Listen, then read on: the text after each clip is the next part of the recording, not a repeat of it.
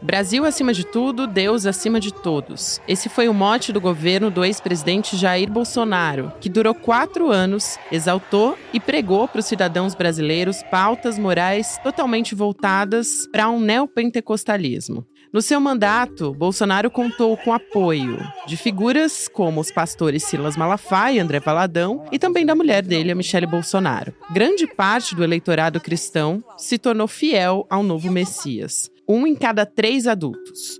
Hoje, o número pode ser mais alto. Com isso, o ex-presidente acabou tendo grande responsabilidade no avanço dessa pauta na política brasileira. Crescimento que até então caminhava a passos mais lentos, desde o início da década de 90. Para se ter uma noção, com as últimas eleições, a bancada evangélica bateu o recorde de membros e hoje conta com 228 integrantes, entre deputados e senadores que tentaram empurrar pautas comportamentais da igreja para dentro do Congresso. Terça-feira, 30 de abril de 2024.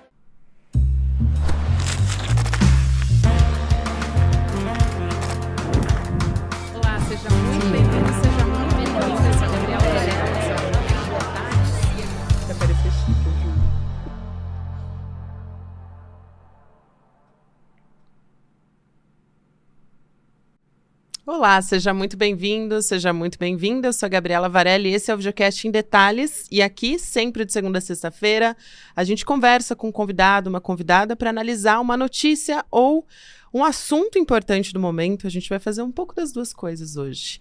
Eu vou conversar com a jornalista, escritora Ana Virgília Balussier, que lançou um livro agora, em abril, o livro Púlpito. Ana, obrigada por aceitar nosso convite. Seja muito bem-vinda ao Vicélio em Detalhes também. Oi, tudo bem? Muito legal estar aqui para debater esse tema. Vambora. Vambora. A gente tem muita coisa para falar. Em meia hora vai ser difícil. Milagre da multiplicação do tempo. A gente vai conseguir. Vamos nessa. Eu quero começar falando desses casos mais recentes. A gente teve, por exemplo, essa deputada que disse que sofre crentifobia. A gente teve a Michele Bolsonaro, mais uma vez, subindo, né, no carro durante a manifestação para fazer um discurso bastante, quase uma palestra, né, numa igreja, usando recursos da Bíblia, enfim. A gente está vivendo um momento, inclusive a crentifobia me parece que virou também uma lenda, né, entre uma parte ali, não quero inclusive generalizar, é sempre importante a gente deixar isso claro, né, quando a gente está falando de evangélicos, a gente está falando aqui não de todos os evangélicos, mas de uma parte de um grupo do neopentecostalismo, só para ficar claro para quem está nos acompanhando. Mas quando a gente fala de crentifobia, a gente já tinha ouvido isso no passado e agora voltou, né? Uma coisa meio como se fosse um terraplanismo bolsonarista, mas eu quero te ouvir a respeito disso. Como que a gente está encarando esse momento em que a gente tem parte da imprensa ouvindo essas pessoas, ouvindo essas declarações, né? E muitas vezes não trazendo uma contextualização, de fato, do que está acontecendo. Vamos partir desse ponto, eu acho, dessas notícias mais recentes, para daí a gente ouvir a respeito do seu livro, ouvir o perfil dessas pessoas e entender como é que isso está sendo encarado em um contraponto com a nossa democracia e ao nosso momento político. Vamos lá. Uau, vamos lá, várias coisas. A primeira que eu queria falar, primeiro é importante frisar que a gente não pode generalizar. Contudo, temos visto nos últimos anos uma escalada aí dessa presença cristã na política e a primeira coisa que eu digo não tem nada de novo no que a Michele Bolsonaro disse naquele ato que teve na Avenida Paulista pelo marido dela, né, o ex-presidente Jair Bolsonaro. Ela falou que os cristãos precisavam ocupar a política porque senão o diabo ia ser uma terra do diabo lá. Vale a pena vir de novo ou não vale a pena vir de novo, dependendo do ponto de vista que você adotar, porque isso a gente já percebe esse discurso nos anos 80. Por exemplo, quando Lula foi candidato em 1989, o Edir Macedo, na Igreja Universal dele, ele puxou um coro, né, porque, enfim, na pregação que ele fazia, que era o diabo na corda bamba, vamos colorir, vamos colorir. Colorir, obviamente, uma alusão a Collor e o diabo, uma alusão ao Lula. Mesmo na Assembleia Constituinte, que estava lá a cargo de fazer a nova Constituição brasileira, É aí que talvez eu coloque como marco zero esse Big Bang aí da participação evangélica mais expressiva na política. Você até tinha um ou outro crente que estava lá participando, mas nunca de uma forma, digamos, articulada. Na Assembleia você teve a primeira bancada evangélica, não foi uma frente parlamentar assim, oficializada, mas era a primeira bancada evangélica, e você tinha, por exemplo, o José Sarney, que era o presidente na época, falando, olha, eles são uma novidade, aí a maior novidade, uma das maiores novidades da Constituinte. O Ulisses Guimarães, que era o presidente da Constituinte, falando que os deputados de Deus deram um banho bíblico nele. O que muda? Até então, de novo, assim, o segmento evangélico, sem generalizar, mas tinha uma linha muito forte que é crente não se mete em política. Isso era um bordão mesmo. Não só em política, não se mete em meios de comunicação, não vai para o carnaval. Ele queria distância do que ele via como úlceras do mundão, que eles falam mundão, assim, tudo que era devasso, era do diabo, eles não queriam se contaminar. E aí você tem uma mudança para um novo lema que é irmão vota em irmão.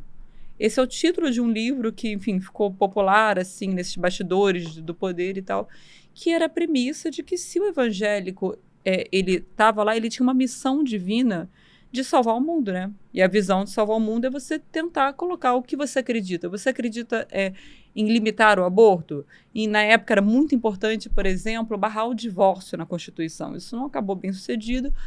E uma série de direitos que eram muito importantes. Então, como é que você faz isso? Se afastando do mundo? Não, uma ova, né? Você tem que estar lá no meio, justamente. E aí você elegeu uma bancada considerável, para quem passou de quase 0,1 para 33, de repente. E aí começou essa ideia de que os evangélicos eles deveriam participar do mundo. Isso também coincidiu com muitos programas de televisão. O próprio Silas Malafaia, o Edir Macedo, eles compraram horários nas grades televisivas e viraram, enfim, o Silas Malafaia, antes de ser o que a gente conhece hoje, ele era um televangelista muito popular. Aliás, uma curiosidade sobre o Malafaia, em 1989, ele apoiou o Lula na eleição, ao contrário da maioria dos pastores evangélicos, assim, o Brizola no primeiro turno e o Lula no segundo. Voto, enfim, apoio do qual ele se diz extremamente arrependido hoje. O segundo ponto, tem uma coisa muito importante que eu acho bom frisar, assim. Você até falou assim, todo mundo fala, porque é diferente do que o neopentecostal representa. Isso é uma nomenclatura que eu acho importante a gente repensar. Ela é uma categoria exógena, ou seja, ela partiu de fora para dentro de um sociólogo da USP, o Ricardo Mariano, que achou por bem catalogar um grupo de igrejas novas que iam surgindo, que é a Igreja Universal, a Mundial do Poder de Deus. E, enfim, tinha uma série de valores lá que a gente pode resumir como talvez o mais forte. A tal da teologia da prosperidade, que, enfim, prevê que o bom cristão deveria usufruir, enfim, nessa vida da bonança material, pode ser dinheiro, pode ser saúde, pode ser casamento, e não deveria só esperar para o além-vida, quando morrer, o prometido reino de Deus, assim, não, eu quero agora, então, teologia da prosperidade.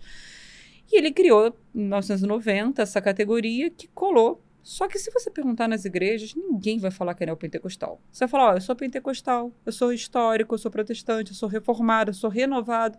Neopentecostal é uma coisa que as pessoas de fora usam.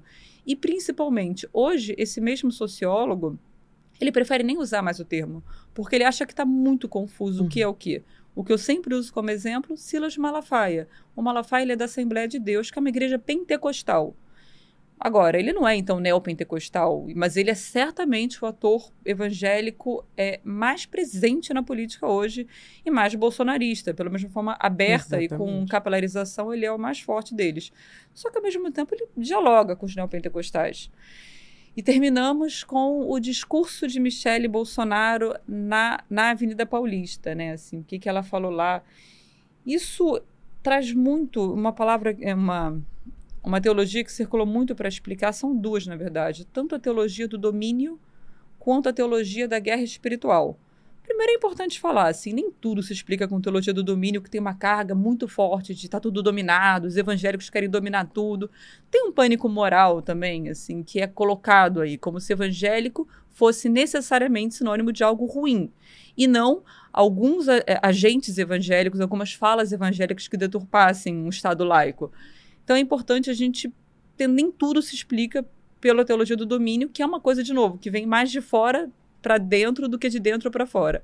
Mas existe de fato, inclusive não só os evangélicos na Igreja Católica, e por séculos pregou o que a gente pode chamar de teologia do domínio, que é o conversionismo, que é você querer converter uma sociedade, fazer uma sociedade se dobrar aos valores cristãos, que eles acreditam serem os valores soberanos, e abre uma ampla margem para intolerância religiosa, preconceito contra minorias diversas, porque, por exemplo, se a Bíblia diz no livro de Levítico que um homem dormindo com um homem é uma abominação, então a Bíblia é a palavra última de Deus. Então você percebe, e, embora mesmo essa tradução aí pode ser questionada na Bíblia, se realmente a tradução estaria correta, ou se a gente tem que encarar a Bíblia como algo, por exemplo, na mesma Bíblia você tem falando que você não pode misturar roupas de 2 tecidos diferentes, ou não pode comer camarão numa interpretação. E as pessoas fazem isso sem grandes dilemas morais.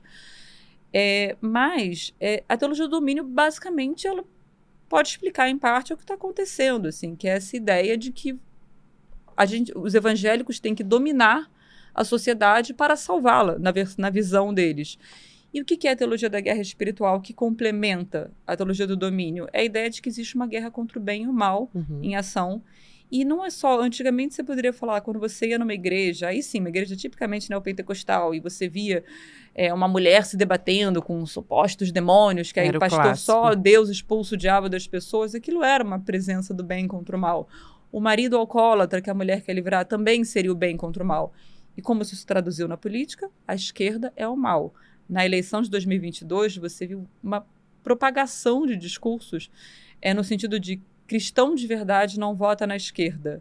E a ideia de que a esquerda representa tudo de mal que tem e ela tem que ser expurgada para redenção da sociedade. A gente mesmo vê a própria Michelle Bolsonaro enquanto primeira-dama, ela falou que o Palácio do Planalto agora finalmente era Deus, que Cristo estava lá, e que os demônios, uma alusão aos governos petistas anteriores, iam ser finalmente escorraçados de lá.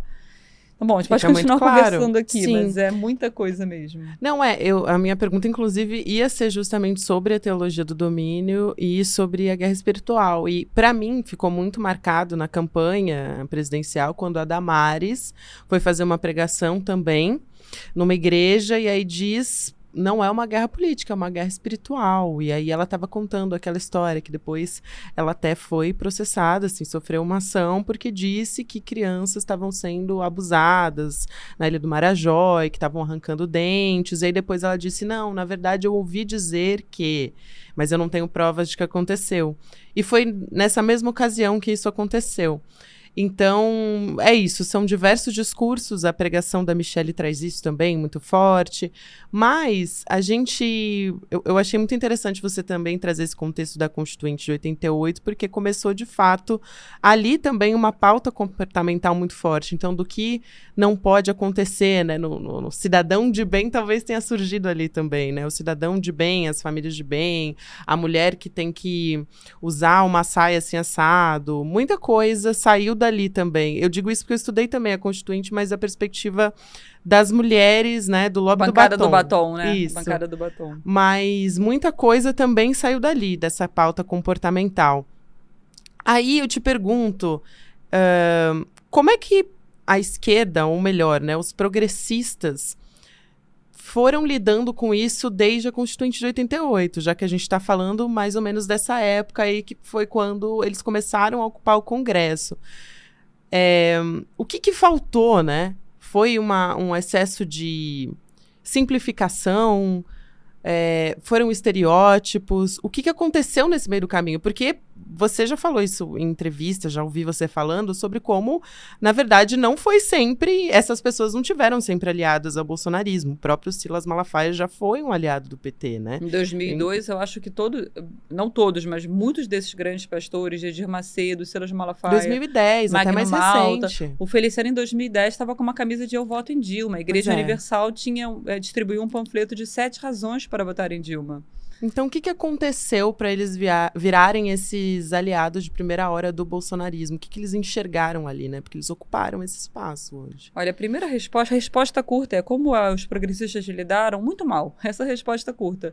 É o cidadão do bem, obviamente não é uma categoria inventada pelos evangélicos, a própria Igreja Católica tinha uma presença fortíssima. Quando a gente pensa no golpe de 64, a gente tem a marcha para, enfim, da família lá, que ajudou a engrossar esse caldo aí golpista de 64. Agora, em 1990, logo depois que o Lula perde a primeira eleição, tem uma entrevista muito curiosa do André Singer, que depois viraria o, enfim, porta-voz do governo Lula, em que ele pergunta para o Lula, o que aconteceu? Aí lembra que na época tinha uma reprise, você vai ver, uma fake news que na época já era recorrente, que era de que o Lula iria fechar as igrejas. Agora, naquela época, hoje em 2022, a gente viu a mesma fake news surgindo, só que naquela época ela tinha um sinalzinho diferente, que era o Lula vai fechar as igrejas não católicas, porque a Igreja Católica seria a grande parceira, ele estaria interessado em colocá-la de novo como a igreja oficial do Estado. Uma baboseira completa, mas o André Singer pergunta, o que aconteceu? Por exemplo, os evangélicos aí. E o Lula responde que talvez eles não tivessem dado a devida atenção, tivessem subestimado. E eu acho que por muitos anos a esquerda continuou a subestimar por preconceito e também por ignorância, incompreensão mesmo do que significava aquilo. Era como se fosse, se a gente fechar os olhos, isso vai desaparecer, a gente não precisa lidar com isso, eles não vão crescer, só que o milagre da multiplicação populacional aconteceu e, de novo, é legítimo que eles queiram ocupar espaço no debate público, não é legítimo impor valores e perseguir minorias, mas colocar as suas vozes, lutar pelas suas causas, isso sempre vai ser legítimo de qualquer grupo, enfim, social organizado. Só que foi ficando um fosso muito grande entre os dois lados. Eu gosto de, enfim, eu tenho uma metáfora que eu gosto de falar, é como se fosse um juros de cartão de crédito, que se você não paga a primeira fatura e vai deixando acumular, ela vai ficando num juros exponencial que você depois vai ser inquitável. E o que aconteceu nesse meio tempo? Desde, assim, se tem nas igrejas evangélicas até então, o que a gente pode... Quando eu falo das igrejas evangélicas, eu falo desses líderes nacionais de projeção nacional que são capazes de maior mobilização. Obviamente, eu não falo de tudo e todos, mas eles são espécies de bússolas importantes para os pequenos pastores e para a base de fiéis. Eles tinham um pendor, se é que a gente pode falar, fisiológico. Onde o poder estava, eles estavam. Se você pensar bem, Collor era o candidato provável, depois FHC, e quando Lula tinha chances reais de vitória, não por acaso não todos, mas boa parte deles convergiu para o Lula, o que continuou com a Dilma. Sentindo aí que ia rolar 2016 o impeachment, vários já fizeram essa marcha ré e então veio Jair Bolsonaro. Agora, você pode falar que Bolsonaro foi apenas isso? Não. Em 2022, mesmo sabendo que era possível e até provável que ele naufragasse, eles continuaram com ele. Uhum. Tem uma visão que o sociólogo Paul Frisson, ele gosta de usar, que o Bolsonaro foi talvez o primeiro presidente pan-cristão que o Brasil teve. Ele não é evangélico, ele é católico, mas ele fez várias sinalizações para os evangélicos, até se batizar no Rio Jordão com um pastor Everaldo, que depois virou presidiário, e que era presidente do partido dele na época. Então, você teve do tipo, de repente, mais do que uma questão fisiológica de, olha, ninguém, assim, existe uma palavra que talvez resuma muito bem essa discussão, que é ressentimento. Os evangélicos, esses líderes, eles tinham muito ressentimento de como eles eram tratados. Era como se fosse uma espécie de Copa do Mundo, que a cada 4 anos os candidatos a presidente lembravam que eles existiam, também com alguma eleição municipal movimentando nesse meio do caminho, mas eles eram ignorados. Se você pensar bem, a Marcha para Jesus, por exemplo, acontece desde 1993. O primeiro presidente a comparecer a uma foi o Bolsonaro, em 2019. Aí você pode perguntar, mas você não tem que misturar Estado com religião. É uma visão válida, mas ao mesmo tempo em Aparecida não foi o caso. E não teve uma problematização tão grande com a presença de políticos em Aparecida. E, de qualquer forma, é uma constatação de que o Bolsonaro estava dialogando com esse público. E é uma constatação de que ele estava dialogando e que foi um público ignorado antes, quando você não acontecia, seja com o Padre Cícero, sempre teve... O político por excelência sempre teve que manifestar a sua fé cristã para ser eleito no Brasil por um cargo majoritário. Vamos lembrar de Fernando Henrique Cardoso, que quando titubeou em responder se ele acreditava em Deus, ele foi uma das uma das justificativas de por que ele teria perdido a eleição para a prefeitura nos anos 80. Agora, isso sempre aconteceu. Não estou nem defendendo, nem criticando, estou de novo constatando aqui. Só que os evangélicos não eram vistos como um ponto importante. E também tinha, lembramos assim, o próprio PT, ele tinha em sua fundação a Igreja Católica muito forte. A ala progressista dela, ligada à teologia da libertação, era muito forte. E você sempre teve os bispos, cardeais, CNBB também presentes nesse poder até certa época do país. Até eles eram agentes importantes do poder. E mesmo na própria ditadura militar, você tinha uma participação de parte da igreja importante, dessa cúpula da igreja. Agora, teve esse ressentimento que foi sendo acumulado ao longo dos anos. E, de repente, você tinha o Bolsonaro, que era um presidente não evangélico, mas que era o melhor amigo dos evangélicos, trouxe os evangélicos para o Palácio do Planalto, eles oravam com ele, e eles tinham um espaço inédito, então. E também, claro, nos valores morais, assim, não era mais uma negociação de estarei com vocês porque isso me interessa apenas. Agora eles tinham um aliado potente e eles não estavam mais dispostos a recuar nessa. Em 2022, quando o Lula ganha, você até observa um certo e agora? Para onde vamos? Se eles sempre evocam um versículo do livro Romanos que fala que toda autoridade constituída por Deus merece, enfim, o respeito no nosso, enfim, a devoção do eleitor, do cidadão. Isso é sempre um escape de falar por que a gente está aqui orando pelo Lula, pela Dilma. Mas a verdade é que agora esse abismo ficou maior. Então, muitos pastores, que até nos bastidores, eu converso com vários deles, estão dispostos a falar, eles falam assim, epa, calma lá. Talvez agora o meu eleitor, o meu fiel, na verdade, ele não esteja mais tão confortável depois da virulência que foi a campanha contra o Lula e contra os progressistas em 2022. Muito bem. Eu quero aproveitar aqui para a gente, já que você trouxe essa reflexão de como que o Bolsonaro começou ali a dialogar com os evangélicos, de como uma parte das pessoas, quando pensa nos evangélicos, né, que a gente estava falando dessa coisa de ser um grupo homogêneo, de que não é, enfim, normalmente as pessoas pensam no Silas Malafaia, né, porque a gente está ali muito próxima à política da pauta comportamental, enfim, e à religião, nesse caso. Mas quando a gente pensa nessa parcela, né, não é o rosto do Malafaia que deveria vir à nossa cabeça, são as mulheres negras de baixa renda. E a gente precisa, de fato, dialogar com essas pessoas. Aí, para a gente fechar, eu quero te fazer 2 perguntas aqui, que elas não são complementares, mas que eu acho que vale muito a pena fazer. Uma como que o governo Lula, né, que a gente tem hoje, pode fazer para dialogar com essas pessoas sem necessariamente abrir os cofres ou deixar isenção de impostos em igrejas e ceder completamente a bancada evangélica no Congresso Nacional, porque é isso que está posto. E aí a outra coisa é como a gente tem observado alguns movimentos também ligados a milícias.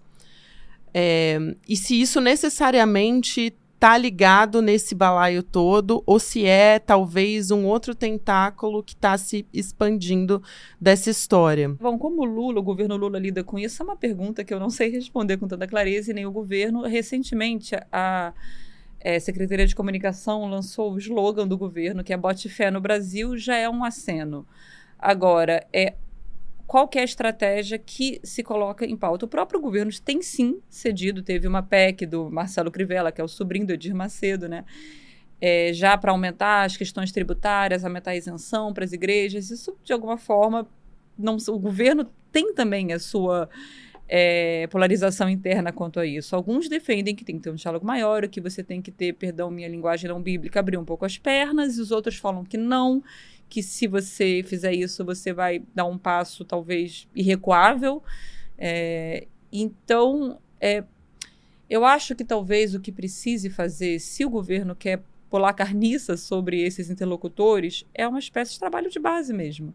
E aí vem aquela questão de se você pensar que a maioria da igreja, de fato, as igrejas evangélicas são compostas por mulheres negras e pobres. Aí, quando você fala trabalho de base, por exemplo, é creche nessas regiões. Trabalho de base são as micro-igrejas que existem nas periferias. São, por exemplo, eu vou dar um exemplo que, enfim, nas aldeias indígenas, se você for hoje, em boa parte delas na Amazônia, você não vai encontrar tem talvez um posto de saúde, talvez uma escolinha, mas você tem igreja evangélica em várias delas. E você não tem agente do Estado lá, você não tem agente, mesmo de outras religiões lá, que não chega tão fácil e tal. Então, é um trabalho de base mesmo que seria necessário fazer.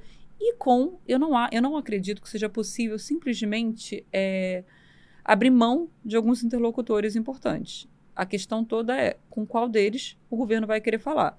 Malafaia, que já esteve com Lula, por exemplo, que é essa persona midiática que parece onipresente aí nos discursos, obviamente ele é um farol para vários pastores, mas ele não é o único.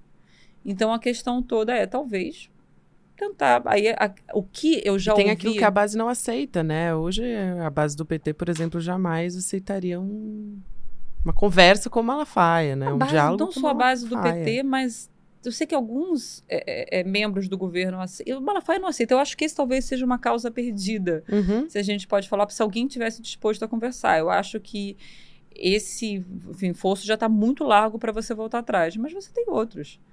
Você tem, enfim, o próprio Estevão Hernandes, que é o fundador da Marcha para Jesus. Ele recebeu uma carta do Lula pela primeira vez justificando por que o Lula não iria no ano passado para a Marcha para Jesus. Ele enviou o Jorge Messias, o advogado-geral da União, que é evangélico. A Benedita da Silva também estava lá. Então, existe alguma predisposição no governo. Agora, eu ainda acho que é o trabalho de base que vai vingar. O outro ponto importante que a gente tem que falar sobre essa questão, eu nem diria tanto milícias, mas são tráfico. Existe muita questão do tráfico evangelizado.